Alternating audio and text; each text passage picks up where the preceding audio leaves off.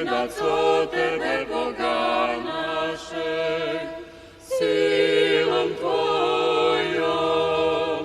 Mučitelje osrami i demonsku drsko slomi, njegovim molitvama spasi duše naše. Ali ja ne bih želeo mnogo da vam pričam o tome, da vas pre svega ne umorim, a voleo bi da malo nekako budu ti, čuo sam, i duhovni razgovori među nama, pa bi ja da nekako to, kako Vladika blagoslovi, da bude i na taj način, da se mi malo družimo, da ti naši susreti budu upravo takvi. A ja ću rado pričati i dalje, nije meni problem. Pitanje je tako, pa blagoslovite prosvećenju. Vi slavite isto Svetog Prokopija, to mi je interesantno tomu posljednje, pa samo da nam kažete zašto. Ovako, manastir Svetog Luke je uništavan 2 puta. To je zadužbina Svetog kneza Lazara, tu su živeli isihasti koji su pobegli iz Male Azije. Znamo da je taj prostor imao 72 manastira. Naš deo i danas se zove Grčka kosa, Grčki potok, što je znak da su oni tu zaista boravili, da je manastir bio metok manastira Ravanice, ali je uništen 1427. kad je Kruševac pao po Turki. Drugi, kad je nastao ne znamo, ali znamo da je postojao, jer je po naređenju Kuršid paše Niškog, koji je krenuo na Varvarinsko polje sa 30.000, po nekima 35, da uništi ustanike na Varvarinskom polju, prvo naišao preko Jasike i Kruševca na manastir, jer su prvi Šančevi tu bili. Tako da je po njegovom naređenju manastir spaljen, monaštvo i oni koji su bili u Šančevima, svi su pobijeni. Do 27. godine ima spomena o nagoreloj drvenoj građi i da se to mesto uvek zvalo manastirsko. Morao sam malo da idem od početka, zašto slavimo Svetog Prokopija. Treća obnova manastira započeta je 91. godine. I to je interesantno da je selo molilo episkopa šumadijskog gospodina Savu, blaženo počivšeg, da se ponovo vaspostavi manastir, jer se uvek zvalo manastirsko i poštovalo kao sveti. 96. godine stara crkva od silikatne cigle, koju smo mi zatekli, osveštana je baš na Svetog Prokopija. Tako da je to nama slava od 96. godine. I mi poštujemo Svetog Prokopija. A drago mi je što i vi ovde u gradu Svetog Prokopija, kako ga je knjeginja Milica nazvala 1395. da i vi njega veoma poštujete. Tako da slavimo u isto vreme, bar mi imamo malo više slava, ali eto slavimo i Svetog Prokopija, pa da će Gospode i vi dođete na neko od naših slava, da vidite.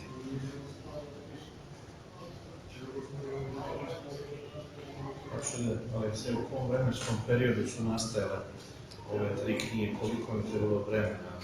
Da. Ove knjige su nastale od 2012. pa evo do sada. Ova je imala 5 izdanja i jedno je dopunjeno. Dečanske druge priče takođe. Priče iz nezaborava 3 izdanja, ovo je dopunjeno, a priprema se i 4. Uglavnom, takav je blagoslov da priče iz nezaborava ipak sačuvamo. I ima mnogo interesantnih priča. Vi kao grad ste zaista velika priča, Toplica, čudesna, Nemanjina. I mnogo toga znam ja i u ovim krajevima, pa da će Gospoda i to se sabere nekako. Ja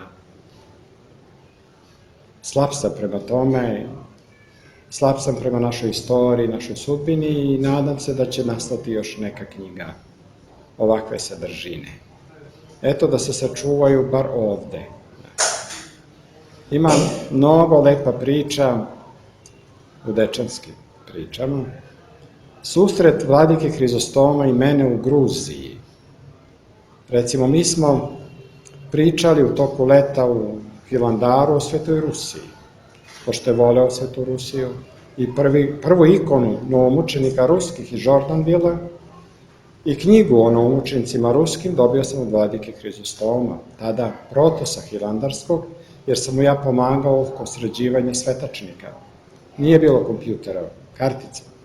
I je to jedna velika i lepa priča, opisana je. I tad smo pričali o Svetoj Rusiji.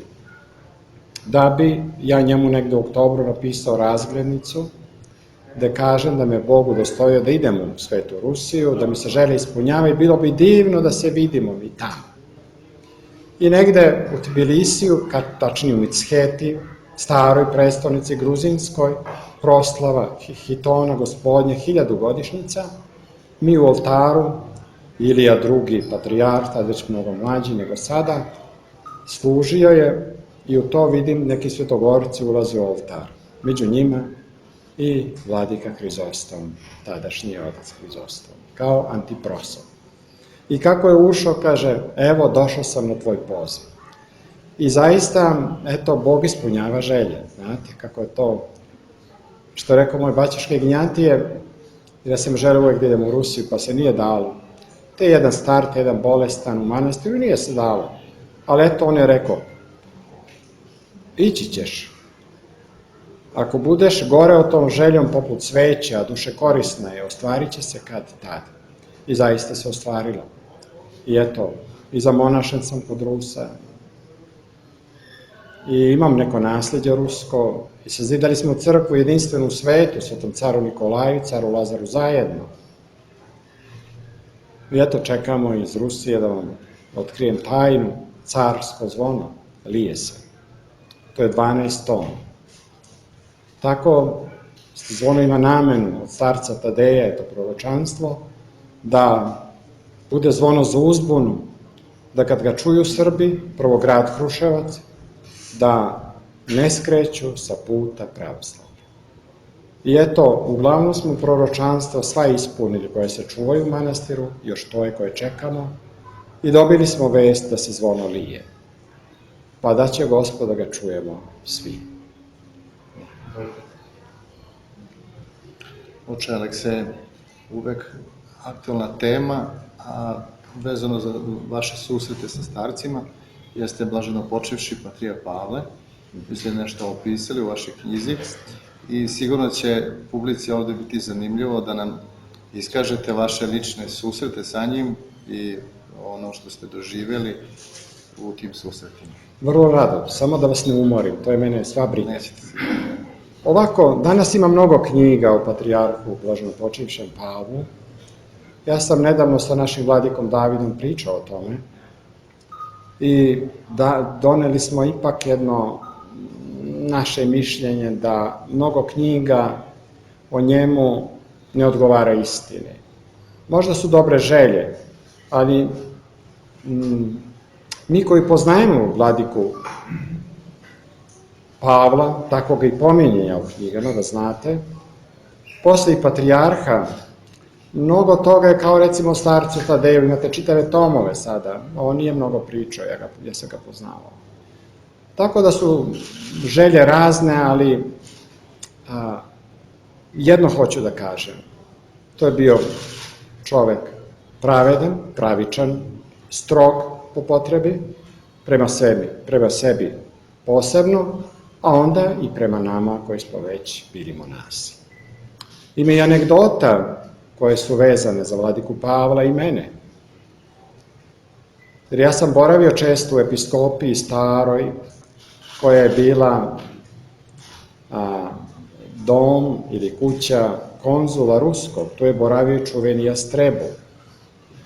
I mnogo sam voleo ja tu kuću, tu episkopiju, koja je bila čudesna, sa polurazlupanim prozorima, na čardaku se spavalo. Ali, hoću da vam ispričam, ako hoćete, baš jednu anegdotu o kupovini boze. Ajde. Došao sam kod vladike, upisao 1. razred bogoslovije, tek obukao mantiju kao iskušenik, a privatno sam dao je ispite, tako ne može se, manastir je zahtevao mnogo je posla, bilo dečani, veliki, nas malo. I bio otac Varnava, isto sada pokojni, jedan bogoslov i ja.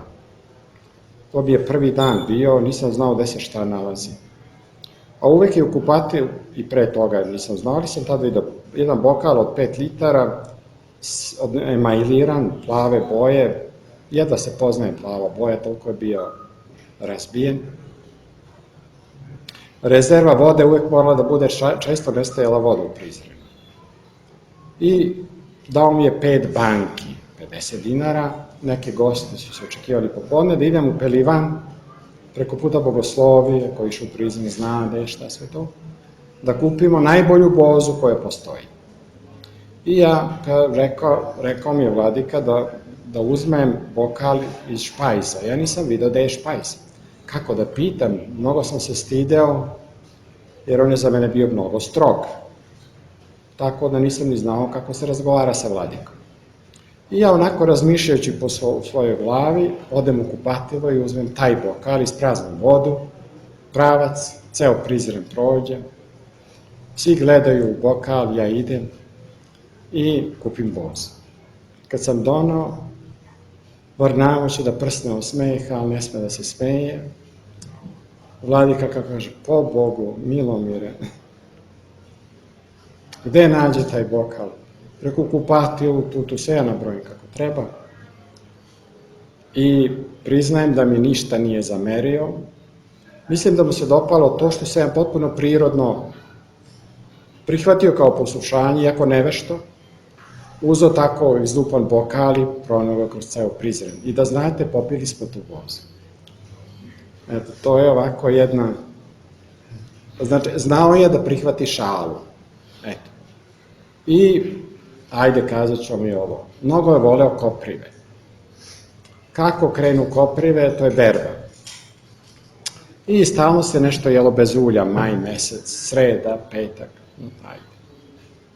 Nama dosadilo. Cela kuća miriše na koprive. On je zvao koprivštine. I jednog dana Varnava kaže, ajde da štrajkujem. Kako? Da ne sipamo. Dobro, da ne sipamo koprive i gotovo. Vladika sipa sebi i vidi šta se događa i onda kaže, ajde Milomire, sipajde ove koprivštine, Varnava ne može da čeka. I završio se štrajk. Jeli smo koprive. Ali mnogo toga sam i učio od njega. Naučio me kako se jede jabuka. I dan danas to radim, tako. Vodio nas kroz imanje naše. To su bili voćnjaci stari, kovačarke, budimke. I onda on uzme onu jabuku koja je opala i onda nam objašnjava. Ako je prskana, mora kora da se čisti. Ako ne, nikako. I onda iseče na 4 dela, jednim zahvatom očisti semenku i onu kožicu, tanko, i tako smo mi jeli jabuku. I ja to danas držim, znate, čovjek nauči u mladosti, toga teraju u starosti. Eto, to je bio naš vladika Pavle. A ima još jedno, ako već hoćemo o njemu. Došao je u Veliki post i uvek druge nedelje, ponedeljak, nedelja popodne, ponedeljak, utorak, skupljalo se monaštvo i tu je bivala ispovest. Sreda, pređe osvećena liturgija i posle ručak i odlazak. I on našao jednu dasku i zove oca Georgija, našeg divnog Kuprešanina, i kaže, ajde oče Georgije, i postavimo je na balkon Miloševog konaka, uzmi da onu testeru, pa mi iseci ovde dasku. On donese stvarno testeru i kaže, preosvećeni, vi ste pametan čovjek, vi ste svet čovjek, ali ja bi nju ovde. Jer ovde je bio neki čvorić i on je mislio da to ipak bolje ovde. I tako pokvari vladici dasku, ali nije ništa zamerio.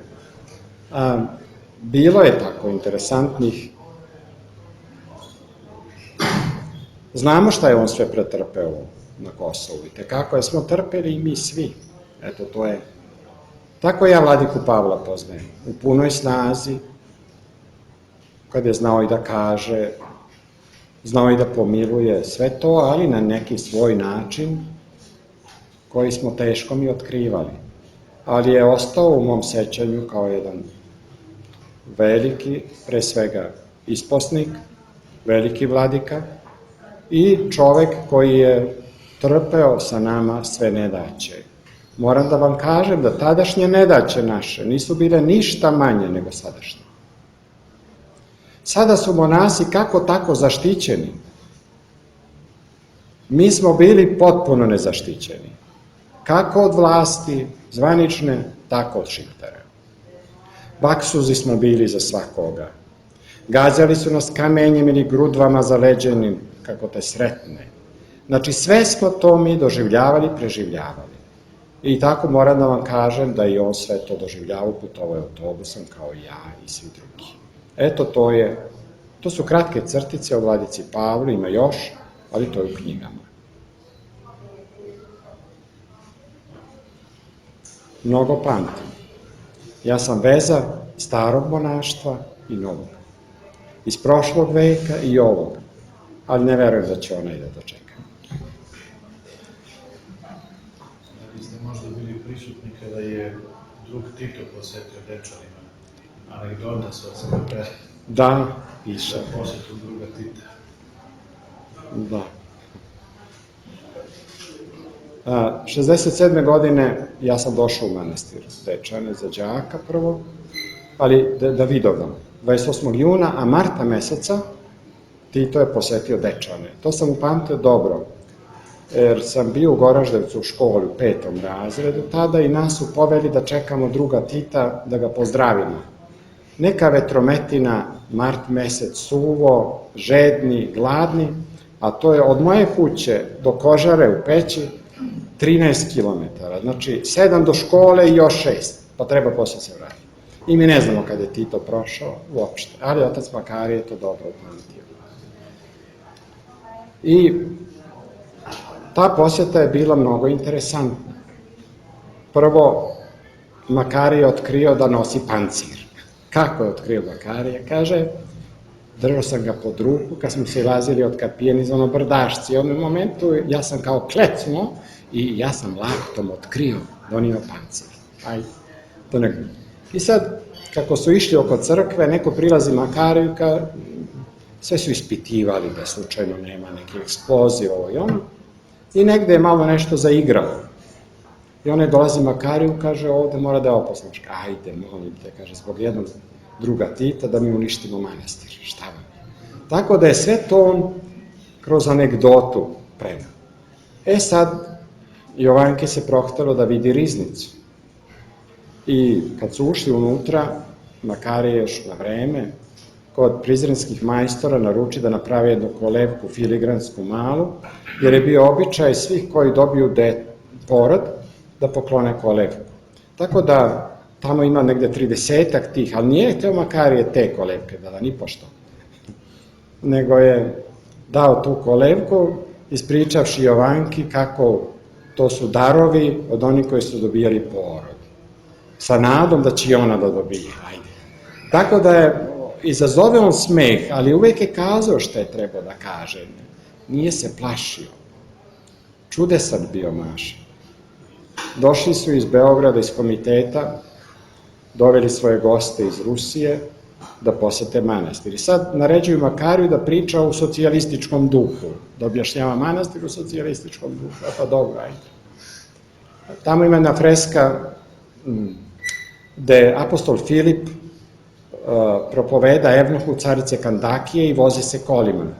Kaže, ovo je 5. ofanziva.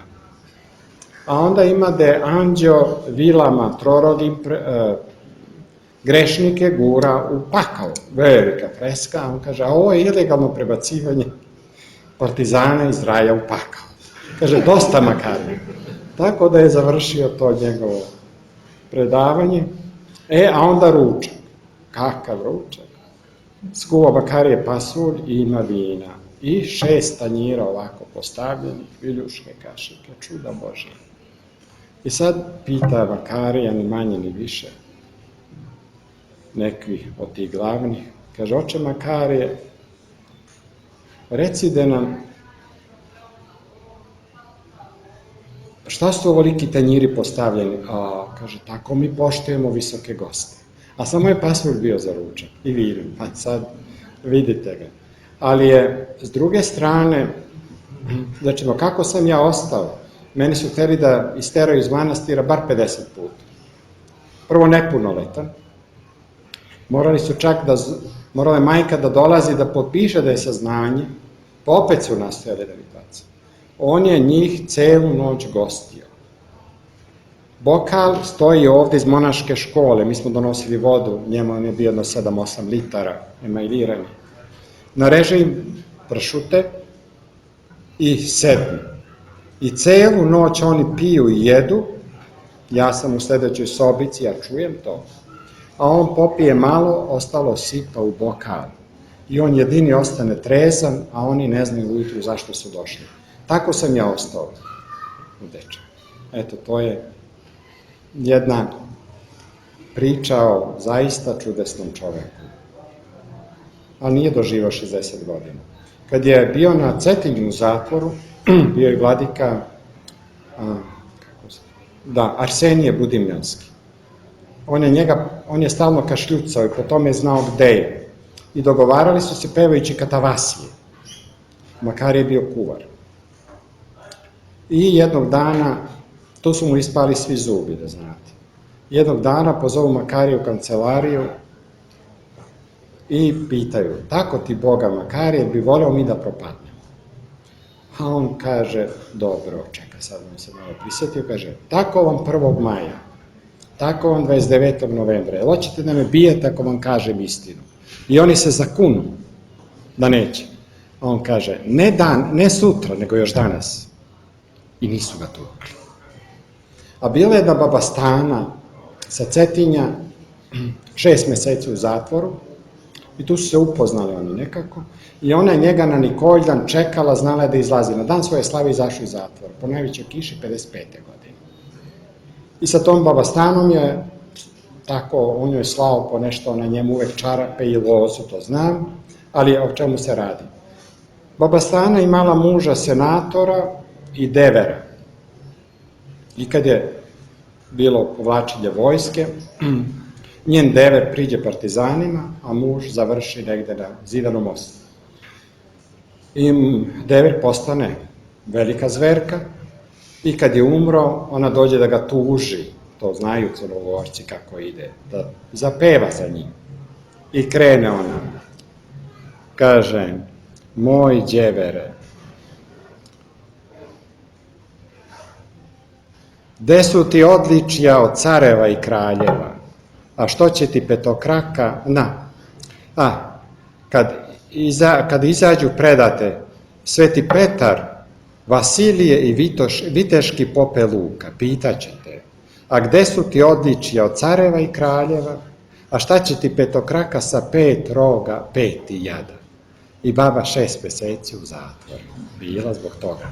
Tako da to sve imam ja ovde. Ja mnogo volim što sam sve to pamtio. I to je prosto, nisam ja mogao to odmah da pišem, moralo je to da sazri. I možda i ne bi ja pisao da nije nam došlo u posetu 12. godine, tako? Vladika, sada blažno počivši, mitropolit Amfilohije. Pošto je on dečanac u mnogo čemu, znao Makarije, i mi smo u trpezariji našu tek nezavršene trpezarije velike, sve to crkve stare, pričali je do 2 sata o tim, o dečanima, o Makariju, Teodosiju, kome ne. I on kad je izlazio, a bila je tu i Radmila Mišev, on kaže, prosto vam ne bilo ako ovo ne budete zapisali. I tako je to krenulo. I eto sad ide i dalje, pa ću dati Bogu da još neku godinu mogu da pišem, ali Boga mi. Pitali su me skoro kako se nosite sa ovom problematikom. Rekao, dok me ne ponesu, dobro je. Piše. Da. Oče Alekseje, sigurno će biti dušekorisno da naša publika čuje prvo kako ste vi kao dete otišli u manastir i onom velikom čudu premoštiju svetoga kralja Stefana Dečanskoga i kada je Patrijak došao u tih stvari. Da, više čuda sam ja tamo video i doživeo,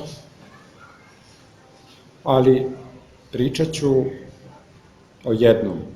A moj dolazak isto čudesan u manastir. Ja sam imao neku snenu viziju, opisana je po blagoslovu vladike Davida, ni manje ni više nego svetog kneza Lazara. I što je najčudnije, ja sam na Vidovdan došao u manastir i ne znajući da to ima veze sa svetim knezom. I eto me i danas. I obnavljam njegovu zadužbinu. A imao sam kliničku smrt te godine, 2002. Ostao živ, verujem zbog toga da se obnovi ovaj manastir, koji danas ima sve odlike lavre. Zaista jedne lavre, jednog manastira malo. Gde se nedeljom sabira preko 300 ljudi. To je lepo videti i čuti. Na to sam ponosan, nisam gord. Ali, eto tako, znači, 12 godina sam napunio 8. marta, eto i to nije više tajna, a 28. juna 67. godine sam pešice 18 km sa majkom preko šiptarskih sela stigao u manastir kad su vršili pomen kosovskim junacima, jer u Priprati ima grobnica, njih je prenela sveta knjeginja Milica 1397. kada je posetila manastir i poklonila Horos i dovela te mučenike kosovske. Uglavnom, ostao sam kao privremeno, jer nisu smeli da prime dete. Međutim, ajde, dan po dan i ostanem ja tako, 24 godine. Posle su neke prilike bile, otišli smo iz Dečana, ali sam kao miš na brodu, što rekao otac Justin Vladici i Pavlu, kad sam otišao u svetu zemlju bez blagoslova i on ljut, hoće da me kazni. A Justin kaže, ma ostavite ga. Bio ovde u manastiru ili tamo, pa isto on je kao miš na brodu, ide iz kabine u kabinu, ali ne ide sa broda. I nasmejao se vladika i posle mi je napisao da ostanem koliko bude to potrebno, ali da ne zaboravim da se vratim u svoj rod. Eto tako. Eto, to je to. A što se tiče čuda svetog kralja, ima ih više, ali ispričat ću ovo koje se dogodilo u oči svetog Pantelejmona. Došla je jedna grupa u manastir popodne. Ja sam malo okasnio, otac Justin već je primio grupu, ja krenem da palim kandila. Iz Kožnjara, to je zapadna strana manastira i uvek nam je kiša otuda dolazila, ali nije ličilo da će biti kiša ikakva. Pojavio se na jednom neki crni mali oblak i na jednom je nešto onako zaglušujuće puklo. Kroz kupolu se pojavio plamen, crkva je obuzeta plamenom, sveti kralj u plamenu, Horos u plamenu i svi gosti koji su bili u plamenu, oni su bili suprotno. Tajac neviđenja. Prvi se pribrao otac Justin. Ja, kako sam bio spustio kandilu, tako sam i ostao. I prvo što je uradio, otvorio ćivo da vidimo šta se dogodilo. Sveti kralj, kako jeste, ništa. Šta smo primetili kad se dim razišao? Niz Horos, kroz kupolu, grom je udario, ivicom ćivota i nogara, jer sveti kralj je podignut, tu je ostala jedna crna linija i ništa više. Iste večeri Justin napisao akt, pismo, Vladici Pavlu, i on je napisao akt za celu eparhiju, post, strogi 7 dana, do Krstovdana. U to vreme je stavio da bude na Krstovdan završetak posta. Ali je došao ubrzo i samo je rekao, ovo su znaci vremena. I odmah sledeće godine je gorela Pećka patrijaršija i sve je to tako posle redom krenuo. To je jedno čudo, ali ima ih mnogo. Kakav je otac Makarije bio? Ima priča o žitarima. Nikome to nije možda jasno šta je, ni meni nije bilo. Tek kad sam malo umudrao, onda je to meni ispričao. Za Miholjske zadušnice Makarije uvek je tražio da ga pratim da ide prema Belajskim isposnicama, to je nekoliko kilometra uz Bistricu prema Kožnjaru. I dok sam ja posmatrao levo i desno, on je sa leve strane, gde su izvorčići, gde god hoćete, nešto zakrštavao i čitao. I pita ga ja posle šta je to, pa kaže ja čitam svaki put Parastos.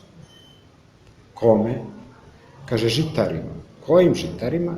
Pa kaže ti to ne znaš.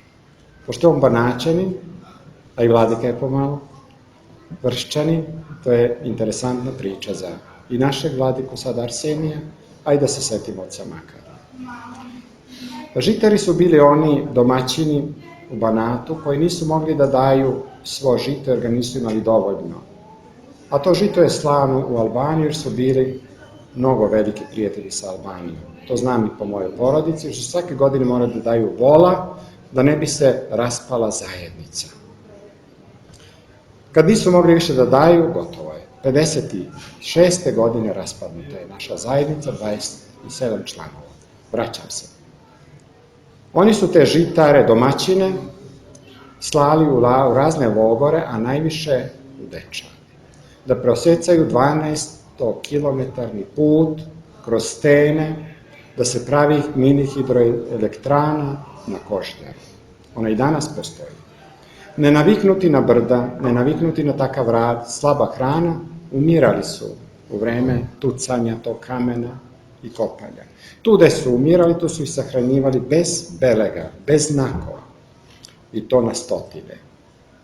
Nekoliko njih, desetak je sahranjeno na dečanskom grobu, bez znaka. Žene dečanske su znale za to i pravile su krstiće od granja i palile im sveće, prelivale vino grobove. Makarije, sve dok je mogao, on je išao svake godine na Miholjdan i vršio parastos.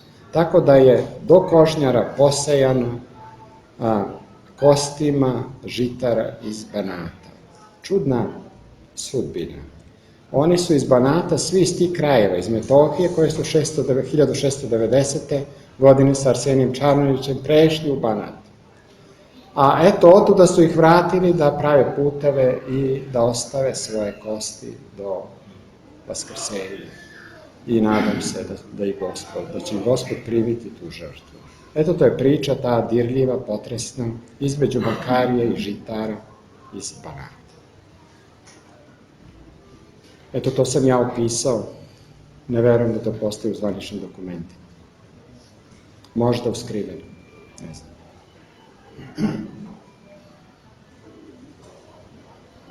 Jesam vas umorio? Ima. Ništa ne brinje. Plus. Otac Luka će da vam daje po jedan flajer o manastiru istoriji našoj, a knjige su tu, pa ćete posle. Takav je običaj na promocijama. Nažalost, sve ih je manje zbog ove situacije. Nedavno smo imali tribinu u Kruševcu, prelepu, povodom Pećke Majke Božije, pošto kod nas je ikona i brvnaru smo podigli. Naziv je Pećka Krasnica, utešiteljka Kosovsko-Metohijska. Tako da sam neke stvari dokazao da je ona u stvari jerusalimska, da je to original. I kud je sve bilo, to sam sve ovako malo otkrio i to je snimljeno i bit će na televiziji ovih dana. Jedna lepa priča o Pećkoj Krasnici, da je to u stvari jerusalimska. Bila u Carigradu, Novgorodu, Jerusalimu i od 1229. Eto je prvo u Žiči do 313. pa onda u Peći do dan danas je tamo. Tako da, eto, ponešto se radi. I obnavlja manastir. Obnavljaju se duše ljudske, hvala Bogu. I manastir je postao duhovni centar i mesto gde svake nedelje narod kaže nama se odavde ne ide, što je to lepo. I mi živimo, kaže, od nedelje do nedelje. I to je još bolje. I bit će mi drago da dođete i vi kod nas. I mnogo se radujem, još jednom kažem iskreno, ja inače sam iskren po svemu, da se mnogo radujem što sam u ovom svetom gradu, Svetog Prokopija.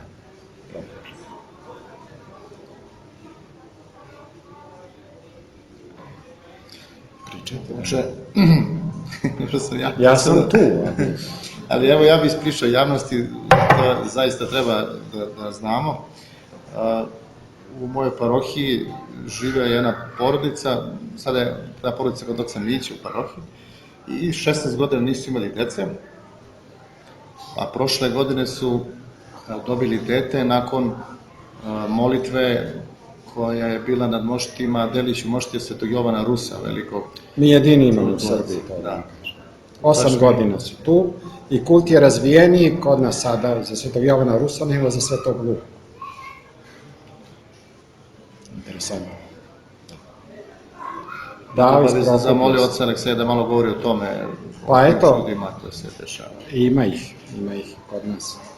I već imamo 5. izdanje knjige Svetog Jovana Rusa o svedočanstvima koje nam pišu oni koji su doživjeli čuda. Nisu to samo bezdetni koji su dobili decu, nego i od kancera i od drugih oboljenja imamo. I zaista imam stvarno veru da je Sveti Jovan Rus došao kod nas. I zaista pomaže. Ova sestra oni koji su dobili ovde sina Jovana, on je kršten ovde, jer ja sam tako tražio da ne dolaze čak kod nas. Njeno pismo je veoma dirljivo, pripremamo ga za 6. izdanje knjige, a nedavno smo iz Prijedora dobili opet, posle 17 godina, devojčicu su dobili, isto su došli kod nas, da im se stavi kapa Svetog Jovana Rusa, koja je 25 godina na njegovim moštima bila. Dobili smo pojas koji je bio 25 godina na njegovim moštima i tu skufiju ili kapu koja je na moštima bila toliko i delić moštiju koje nam je dao je otac Ioannis Fernezus, sada pokojni, tada starešina crkve. A mošti su tada preslačene, to ću napomenuti, vanredno. To je bilo posle bombardovanja. Vi znate da je bombardovanje 9. juna prestalo upravo na Svetog Jovana Rusa i da nikad ga nisu preslačili dok se on ne javi u snu odboru. Svima se javi, preslačite me. Tada se javio svima prevremeno i to sam krvav. I kaže, vraćam se sa ratišta iz Srbije. I eto, tac Jovan Vernezos, kad nam je to ispričao, rekao je da kad dođemo sledeći put, daće nam delić moštiju.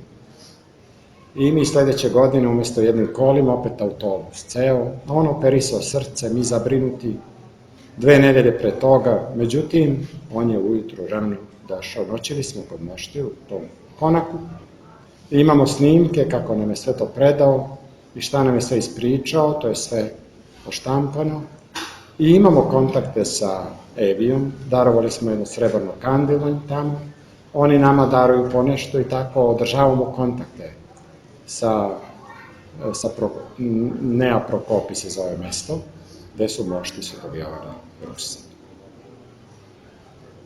Tako da svake nedelje mošti su otvorene i potrebitima stavljamo kapu na glavu i čitamo molitvu pre liturgije, da bi ih vezali za liturgiju. Tako da to poštuju svi, a na Svetog Jovana Rusa je blagoslov da svako stavi kapu ko dođe. Tako da to bude mnogo interesantno i živo. Sečemo kolač tog dana, ne jedan, nego svako ko je bio, ko želi da se zahvali zbog nečega. Tako da već je preko 200 kolača. I eto, tako živimo. Sad će 19 godina na Svetog Luku, kako se nalazimo tamo. A pomenuću još ovo da je vladika Hrizostom, blaženo počivši, mnogo voleo da dolazi kod nas, kad nije bio ovakav manastir. I voleo da ide čak i da zvoni na ovo, tada od 2 tone zvona, a posle i na 3,5.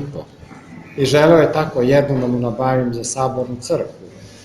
Kaže, gde si ga našao? Rekao, nisam ga našao, da sam ga našao, ja bi već.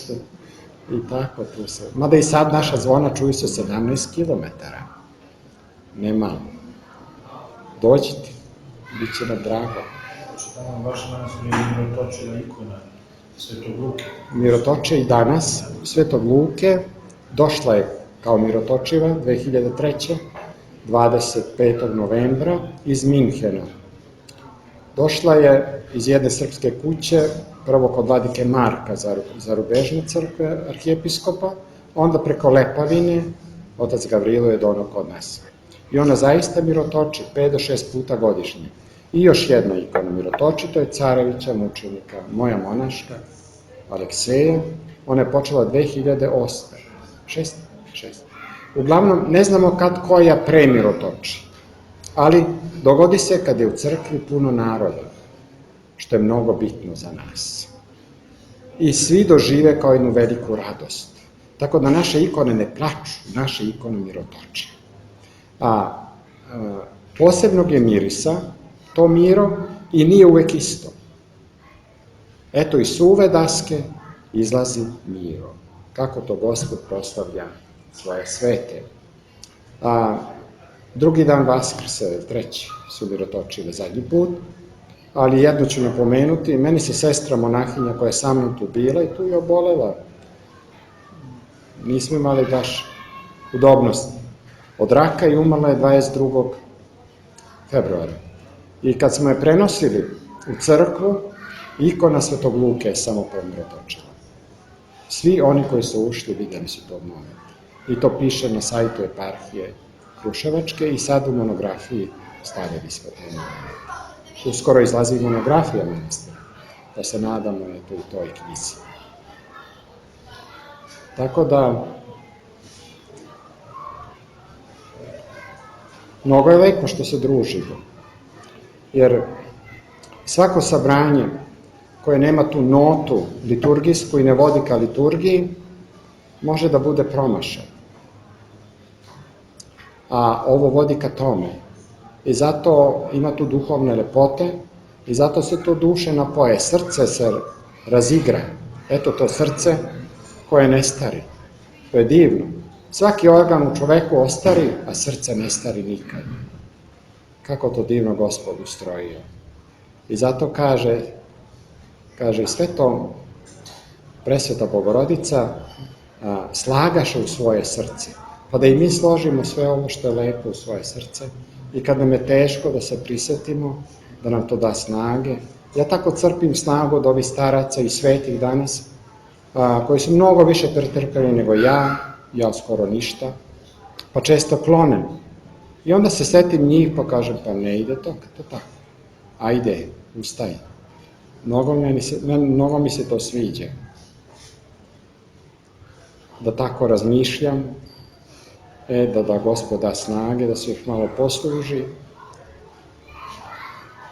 pa dalje ćemo da vidimo. Molitvama našeg vladike i otaca i vas svih. Kad se svi udružimo, da se molimo jedni za druge, tu se nebo otvara. Pročitao sam divnu misao starca Gavrila Gruzinskog, pošto sam zavolio Gruziju. 86. je to bilo, kad sam bio sa vladikom u Gruziji. I starac Gavrilo kaže, kad pomenu činite jednom pokojniku, to je kao kad zatvorenika izvedete iz tamnice na sunce.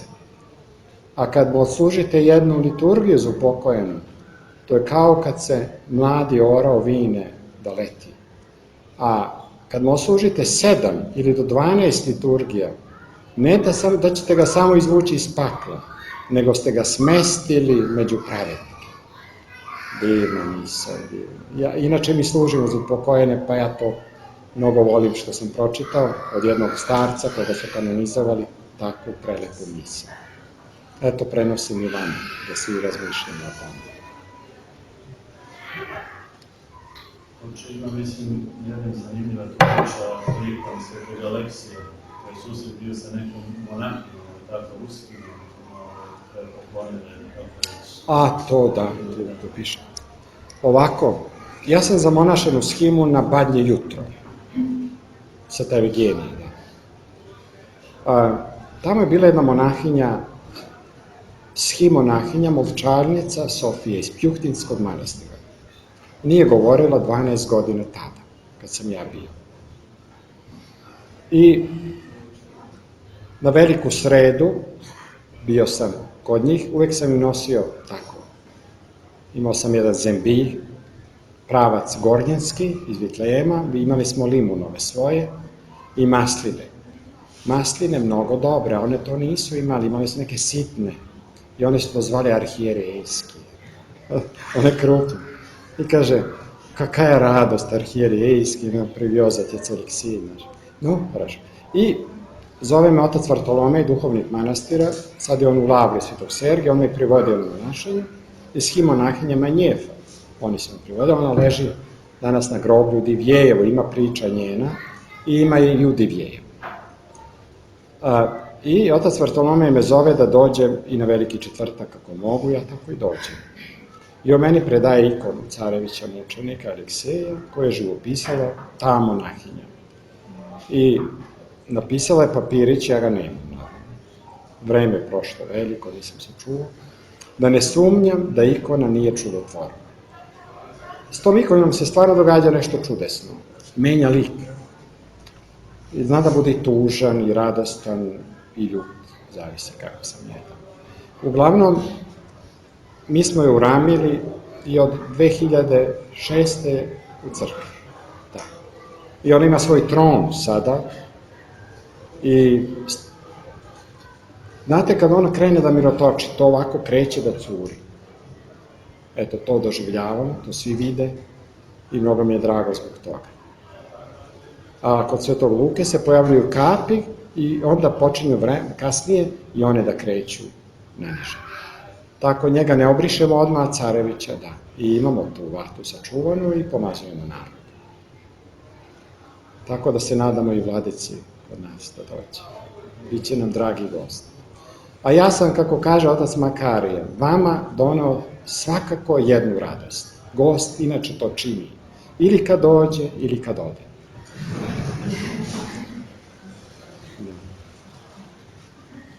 Ja sam Vladiko Hrizostoma voleo tako kad nešto ispričam ja, tako znao je da se smeje, tako da je sve udarao rukama i to je bilo onako pređena sve ta radost, to je lepo bilo vidjeti i čuti.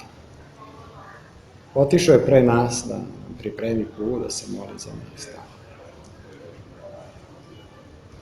Više je oni koje znam tamo, nego ovamo. Da, više. Oče, pitala sam, dozvolite. Bogom sam.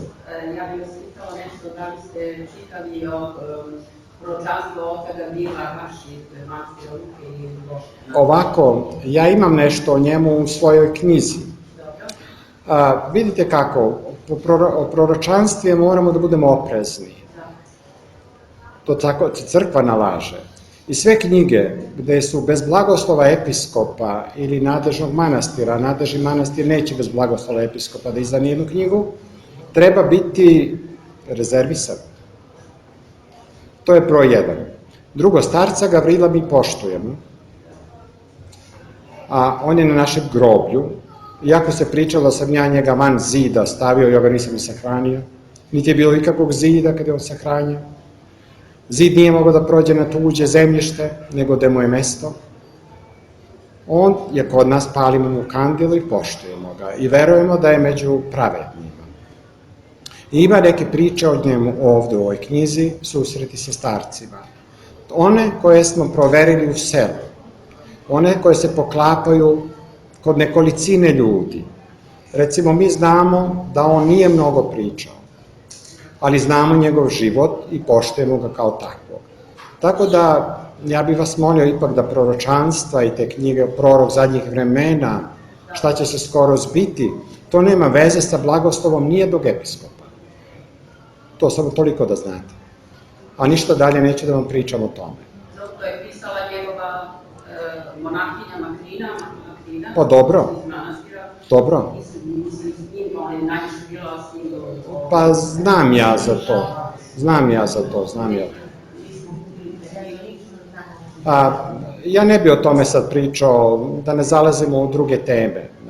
Nemoj. Kako je vaše mišljenje gde je naša crkva danas u ovim vremenima, u ovim iskušenjima, u zadnjim vremenima, koja su pred nama i koja su prošla?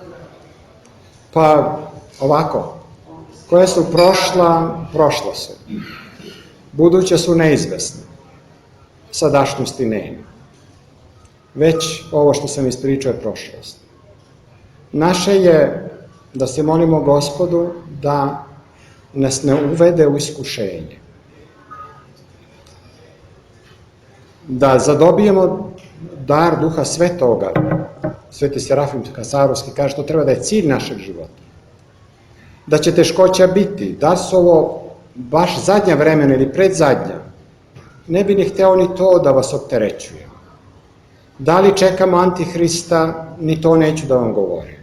Naše je da čekamo Hrista i to vaskrsloga koji će doći u svojoj slavi.